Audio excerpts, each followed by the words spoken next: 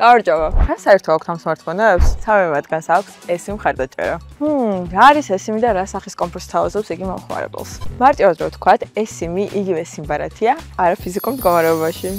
eSIM-ს ციფრულად ააქტიურებ. ამისთვის დაგჭირდება QR კოდის დასკანერება ან ოპერატორის აპლიკაცია. ახალი თაობის smartphone-ებში უფრო ხშირად ვიხილავთ სრულად eSIM-ზე ოპერირებულ gadget-ებს. Smartphone-ების წარმოების თვალით რომ შევხედოთ, ფიზიკური სიმბარათის უჯრის გაუქმების შედეგად ჩნდება ახალი შესაძლებლობები. მაგალითად, დამატებითი სივრცე შეიძლება გამოყენებული იქნას უფრო დიდი ელემენტისთვის და ახლო მომავალში შეიძლება ხელი შეუწყოს უკეთესი კამერის სენსორის დაყენებასაც. ეს ჩვეულებრივი ნომერია, რომლითაც ახორციელებს ზარებს და აგზავნი მესიჯებს. და რა თქმა უნდა, სასრულ ტარიფს eSIM-ზე ჩვეულებრივ გააქტიურებ. მთავარია smartphone-ს ჰქონდეს eSIM მხარდაჭერა. მოგზაურობისას შენი ერთგული თანამგზავრია. eSIM-ის საშუალებით შეგიძლია მარტივად და სწრაფად დაუკავშირდე ადგილობრივ ქსელებს. უცხო ქვეყანაში SIM-ის ძებნა არ გჭირდება, მარტივად აინსტალირებ eSIM-ს და სარგებლობს სასურველი სერვისებითა თუ პაკეტებით. საკუთარი სიმბარათის დაკარგვის რისკი აღარ არსებობს.